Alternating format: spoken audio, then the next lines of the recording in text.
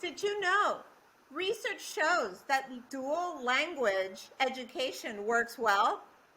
Learning another language is not only learning different words for the same things of English, it is opening our mind and learning another way to think about things. It's expanding our mind. It's expanding our cultural awareness. Research shows that native language is the best tool by which learning is communicated. Students need to be recognized by their assets, by the assets they bring to their classrooms in order to feel at home in school and to thrive. And language is an asset. Welcome to our listeners in the North, South, East, and West. We are Educa K16 podcast, bringing distinguished guests in education. Today, we have a special guest who brings a wealth of knowledge about bilingual dual language education. Audience, please listen with love and stay in the now with Educa K16. Shout outs to Jose Carlos from Bottles for our production, to DTO Music for our jingle, and to Arterezone for sponsoring our branding. I quoted Dr. Novoa on the last bilingual episode with Dr. Santiago Wood, and I will quote him again, just in case you missed it. Dr. Novoa, in his book, one of his two books that he recently published, he mentions that knowledge through language is what facilitates the integration of multiple modes of understanding, as well as guide the navigation of countless cognitive connections in the interface of learning, language, and culture. Any disruption in this process is bound to limit the full potential of the learner. Welcome to my co-host, Dr. Abdin Novoa Rios, who is the author of two of the most recent books in the nation about Latinos in education in American history and the critical issues we face in the 21st century. Where are we? Dr. Novoa, welcome. Thank you, Sandra. It's a pleasure to be back. And this time we have a very special guest, Judy Sauri, with us. And it's difficult for me to always give you the accolades and the background of each of our guests. But Judy has a long history of being in the area of bilingual education. And she is currently the treasurer of the National Association for Bilingual Education, whose acronym we learned was NABE, N-A-B-E. She is also the president of IAME, which is an affiliate of NABE for the state of Illinois, but specifically the Illinois Association for Multilingual and Multicultural Education. And she also recently, up until recently, was the principal of one of the largest dual language elementary schools in the state of Illinois, and former professor in Puerto Rico and elsewhere, and all but ABD in the field, but multiple areas of education as well as in the corporate sector. So it's a pleasure for me to have her here. And different from our typical podcasting, she is here live right next to me as opposed to being somewhere else remote by connection. So again, thank you for coming, and it's a pleasure. Back to you, Sandra. Thank you, Abdin. Judy, welcome. Welcome to Educa K16 podcast and YouTube channel. Well, before we started the recording, we were talking behind the scenes, and Judy, if you just tuned in, Judy is a bilingual education expert. She has a wealth of experience, and today our focus is on bilingual education with this national expert, Judith Sauri. Muchas gracias. Good morning. It's morning here. It's an honor to be here with you. And yes, I have been in education, like we just spoke a little while ago, for many, many years. And I've been an advocate since I learned of all the benefits that bilingual education has for children as myself. And we, again, are welcome to have you. And I had mentioned Judy Sauri, but I did not mention her second last name, Medina. That's my husband's. So in Puerto Rico, we go by dual last names, and sometimes it gets to be confusing whether it's a male or a female. And so I just want to make sure that I have the full name complete. Bueno, para empezar la sesión, to begin the session, one of the questions is that we hear a lot from our listeners is, what do we mean by the concept of bilingual education? Because we hear ESL, English Second Language, we hear dual language instruction, we hear full immersion, we hear transitional bilingual education, and on and on. And so the question is, well, what do we mean by bilingual education? How do we define it? How do we understand it? And not be confused by the term.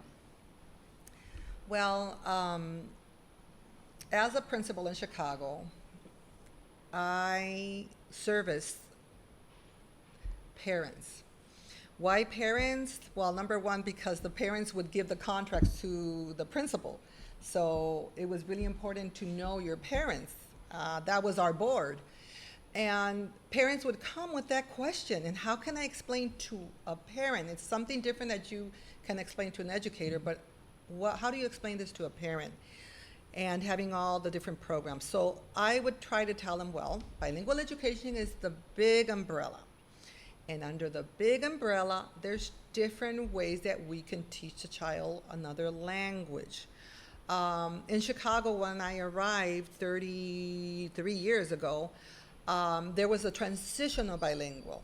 So there was a big emphasis in teaching them English because they were in America and it was English only. And so people didn't have the knowledge that we have today, that the right way is not pushing towards only that language and taking away their native language. But that was the program that we had, which was transitional.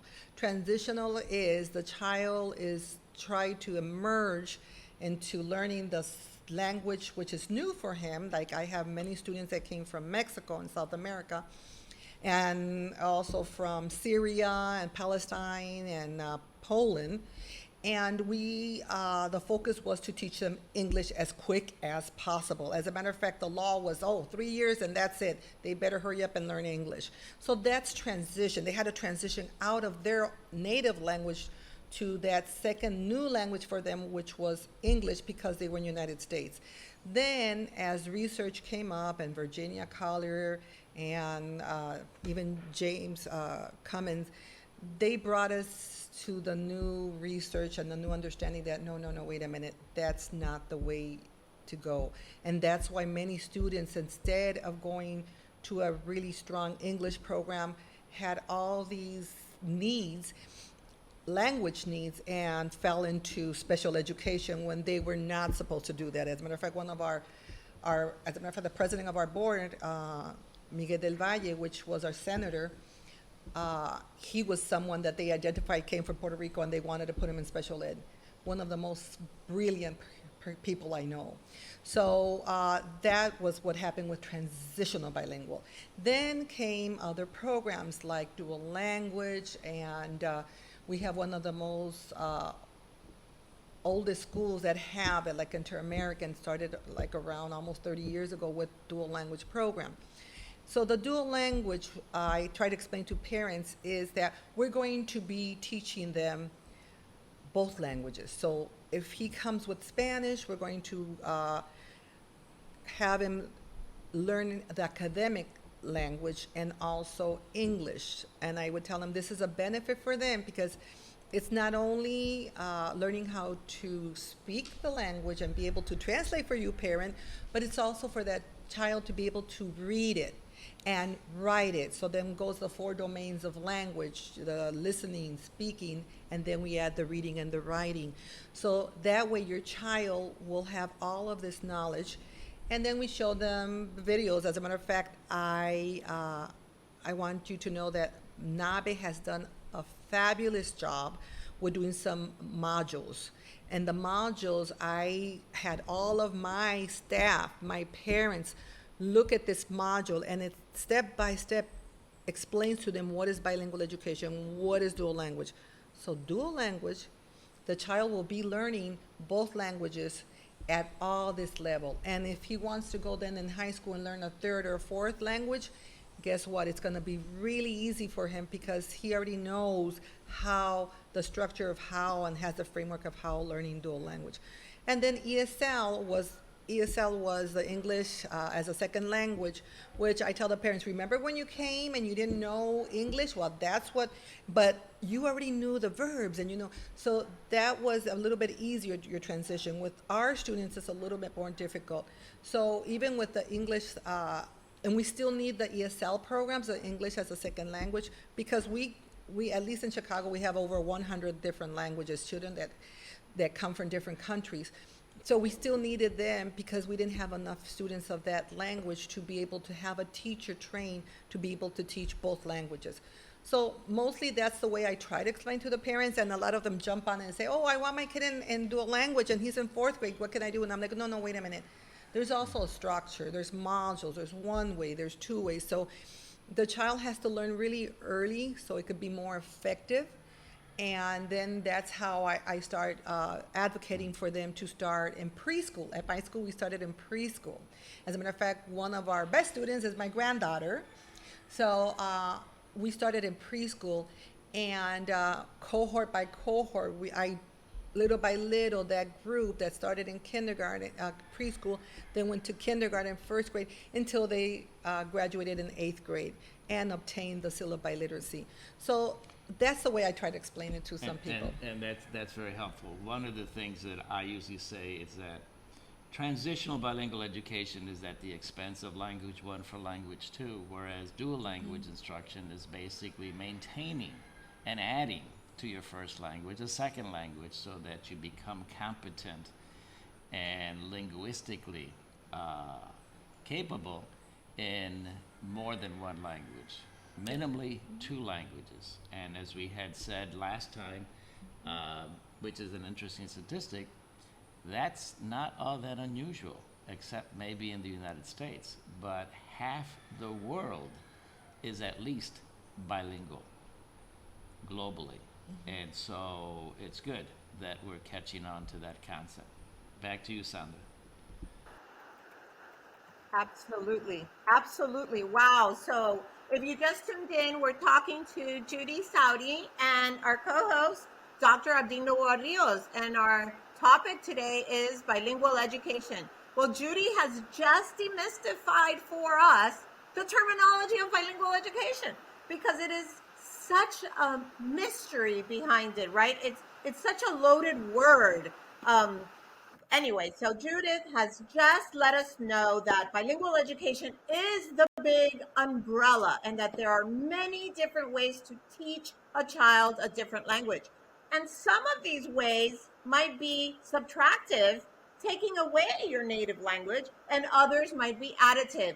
Well, here at Educa K16, we are proponents of additive ways, which means like dual language. We were just talking about it. It's a 50-50 model. We're going to teach the children in their native heritage language, but also adding the English component because yes, we must navigate English in the United States of America, but we also must keep our roots, our culture, and celebrate it all.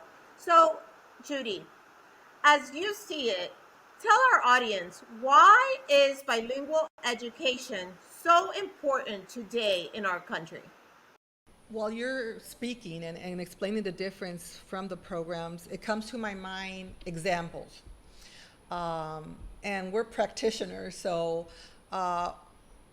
being able to have a child, to even think that your child could go and do his bachelor degree in Korea, or going to England or Spain or any, that's something that before you couldn't even imagine. But now this is a reality, and with the media, and our children are learning, and now with the pandemic, I mean, with all of everything that we're going through, all this technology that students have and the social media, children already are exposed to so many different languages and the culture that this is giving them another step ahead of being able to have that experience of being not only at a person that works in his neighborhood, but can even dream to go out to different countries. So for example, one of my students, Enrique Casas, he graduated maybe 2 years ago from Harvard, and he still lives in El Barrio. I have another student, Manuel Valle. He graduated Yale, and now he is doing law in Boston College. I mean, these are kids that still live in our neighborhood, in our school neighborhood, right there by Midway Airport, that you couldn't imagine for them to branch out and go to Ivy League schools, and also come back and say, you know what, Miss Sauri, I'm going to help others. So I just created this organization where we're going to help students do their applications and be able to go to Ivy League. And my guest speakers for my graduations are who?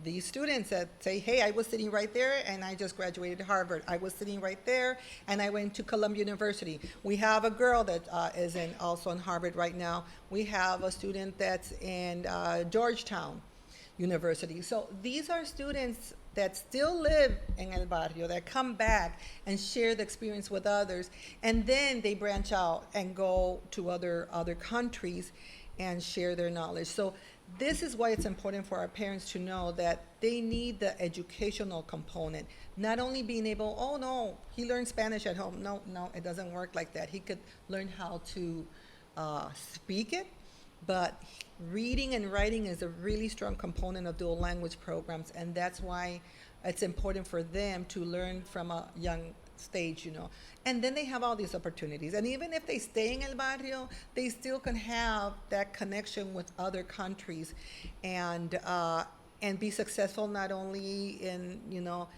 in their area, but in other areas. One important part that you mentioned also was the culture. So at Edwards, where I was principal, it was Edwards, Fine Arts, Performing Arts, IB, and Dual Language School. So for me, it was really important growing up in Puerto Rico. My mother was Mexican, so she was an English teacher in Puerto Rico. And then I know, wait a minute, it's different, because people would think I was Cuban because they no, you can't be Puerto Rican because your accent is different. They would think I was Cuban, and I'd end up, wait a minute, who are you? So our students need to know who they are, where they come from. So culture was a big component for us also in bilingual education, and to honor that heritage. And they also learned the arts, because I believe that the arts are really connected. We were not only a STEAM school, we were a STEM, we were a STEAM. We had also the arts involved. So they were proud of learning how to baile folclórico, be part of the baile folclórico, being part of el mariachi. So I also play the guitar and la vihuela, and I had our mariachi. And then they get to know, all the governors that I have met in Illinois have always called us, oh, come and perform and bring your kids. And even when we hosted NABE, the conference in Chicago, I had my students perform. And then also learn the dances from other countries, and that helps you to acknowledge not only the culture and the arts, but also how different people are unique and have also some of the characteristics and family events just like you do. So I think that's one of the benefits of bilingual education. And let me clarify for some of you that have heard the term STEAM or the term STEM.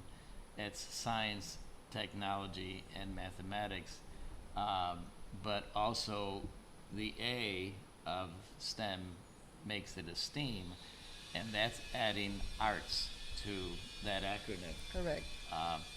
And what you were saying in terms of the students who went to Harvard or Yale or Columbia coming back to the neighborhood, which is great. It reminds me of one of the phrases we used to use a lot and continue to, that you can take them out of the barrio, but you cannot take the barrio out of them. And so that's very, very important.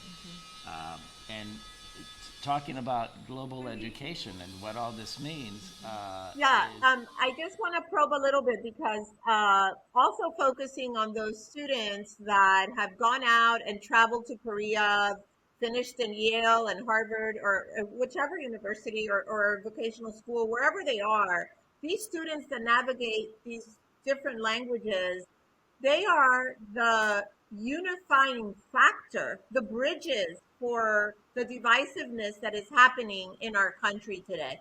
So I think that I just wanted to say, what do you think about that? Because I think there's a lot of division and we only talk about, like-minded people, or that if you go to this program, you're here and that's it. But I think that people that have an open mind and have, an additive mind, they bring that to the table to create compromise and unify others. So how do you see bilingual education being that bridge to unifying? I do believe it is the bridge. Just like before, when we were young, they would say, oh, the only way to get somewhere is to educate, yourself, to get an education. I believe now, if you want to have equity, which is a big word now, you can win that equity quickly and in the right way if you have dual language programs, bilingual programs. Because at our school, for example, at Edwards, I had a large Arab population. And this is when 9/11 was going on, and we had to teach the students to know that these children were suffering some of the things that were going in their country, and that's why they came to America.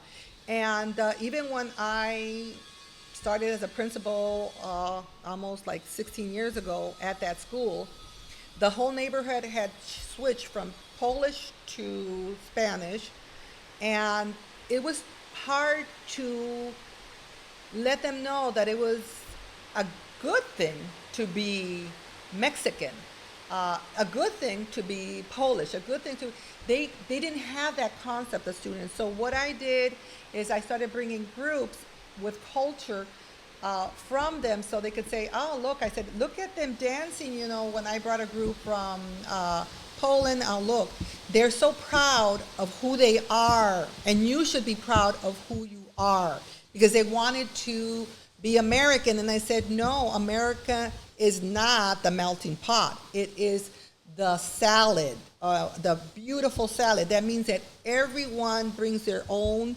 component and their own ingredient on their taste, and you should be proud of who you are. And then I would try to explain them, well, you look at me, well, I am brown. They're like, you're not brown, Miss Sauri. I'm like, yes. When you go to the university, you're going to learn that Latinos are under the category of brown. And I am so proud of being brown. And this is something you have to learn now. So I created a model at my school, and I would tell them, we come to Edwards too, and the kids would say, learn, because we're going to college. And I would tell them, as part of a college student, you have to learn that there's terms, there's, so they could acknowledge that culture and that also racial differences was something unique and something that makes us special and beautiful. And it took a while to do that. I also brought, one of my friends was the principal of one of the largest African-American schools, and I said, I want them to come over my school. And she said, what, Judy? I'm like, yes. Do you have a choir? Oh, yes, I have a choir. Bring them over. I'll pay their pizza. I'll pay the bus. Bring them over. So she brought the choir. The kids sang, and they even sang their hymn, their African-American hymn. And I told the kids, did you see how proud those kids were when they sang their hymn? I said, because they're so proud of being black. That's because they know who they are and where they come from, and they know where they're going. They're going to be successful. They want to go to college, I said. So it took me a while for them to learn how to be proud of who you are, of your background and your heritage. And I think that's something that bilingual education does really well. And now with everything that's going on with the pandemic, we're showing, oh, wait a minute, we're going to help people in India. Look what's going on. Why should we help them? Because guess what? They're part of that mixed salad. They're part of the flavor of the world, and they're part of being in this world. So I think that is really important, and I think you have to teach that, because even today I was looking at one of my mentors, Judy and she put on Facebook that racism isn't natural, that it is taught. And I believe that so much. We have our children that come in preschool. They are such unique, and they bring that love to everybody. They hug everybody. They don't care who it is. They don't, disabilities, which is one of the areas. I had 50% of my early childhood children were disabled. Wheelchairs. I mean, they had ADHD. They had, and guess what? The children would accept them and love them and hug them like if they were brothers and sisters. I said, so we needed to keep on having this go on. We needed to teach them that's wonderful, that's being kind, that's being, and I think that with bilingual education, that's something that goes in that mix, and we do so well, bilingual teachers, because we ourselves have been in a society that that we weren't accepted at the beginning, and now we're teaching them, oh no, I'm proud of being bilingual, and oh, but you're so, aren't you güera? And I'm like, oh yeah, I'm güera, but you know what, I'm Latina and really proud Latina. And they're like, oh, my husband say, oh, ya la hiciste, they had to say that, because with the Saudi, they wouldn't figure me out, and I'm like, no, I'm a Latina, I'm half Mexican, half Puerto Rican, and I'm so proud of it, and he says, oh, here she goes, and teaching my children that. So now I think I have the United Nations, because my daughter married an African American, so I have dos negritas, my granddaughters, and then I have another one that's part Mexican and part Puerto Rican, part German. I mean, and I have un güerito de ojos azules. So I have a Caucasian grandson with blue eyes, and that's what it's all about. And my daughter even made this really nice compliment to me. She said, Mommy, if my children were in Chicago, I would have them in your school, because they learned how to appreciate, one another. And that's why my granddaughter, Kaylee Cervantes, she's in my school. She's a fourth grader in our dual language school. So, and we're still in session in Chicago, so school doesn't finish until the end of June. So I think that's really important component, and for this world, and for now, everything that the children have gone through, I always try to, como decimos, hacer limonada del limón, try to get the best out of what happened. I think there's a lot of things that we have to learn from what we just went through, and I think there's a lot of positive things that we can gain through this too. And I believe that bilingual education is going to be one of them, because we had to see what was going on in all the world with this pandemic. So I think the children are like, now they know about different countries and what's going on. I think that, and thank you for bringing that up. Language and culture go together. In fact, if you take language away from culture, you limit culture. And so we need to bring the two together, because they go hand in hand. In fact, culture is conveyed by native language more than any other language. And so subtracting the one from the other, or dividing the one from the other, or taking away one from the other, is limiting the student and the potential for that human being. In the area of bilingual education, and I know that our time is really tight, maybe just 2 minutes worth, but how do we know, what is the evidence that these programs are working for us in this country? Well, just like I gave you the examples of our students that have been able to attend Ivy League schools and coming back and sharing what they learned and trying to be advocates for the other children that are just starting to think about college, to think about their future.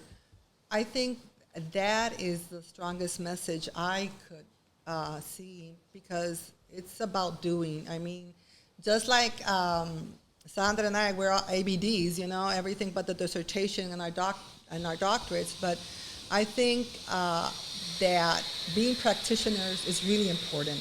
Giving the teachers, the parents, the opportunities to be involved with their education.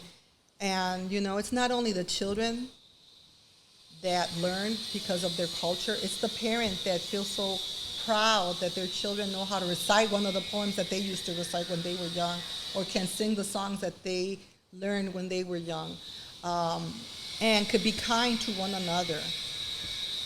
Research, you have all the research, you know the books, but I think that sometimes, like I deal with parents a lot and with teachers that are just starting their career, that there's other things that are really important, and that's that you give the children the opportunity to acknowledge the differences and to believe that those differences are going to make a better world and make a better person out of these children. So, that's what my words of advice.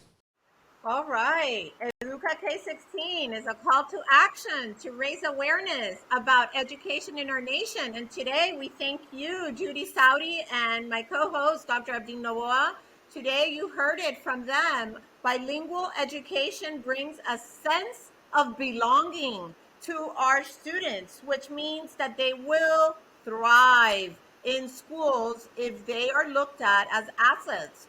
And language, their heritage language, is an asset as they learn English at the same time. Well, as we bring this episode to a close, please go and listen to the podcast you've missed on Spotify or Anchor, or visit our Educa K16 YouTube channel to put faces to names. Stay tuned next week as we continue the conversation on education. And remember, learning another language is not only learning different words for the same things, but learning another way to think about things. Thank you.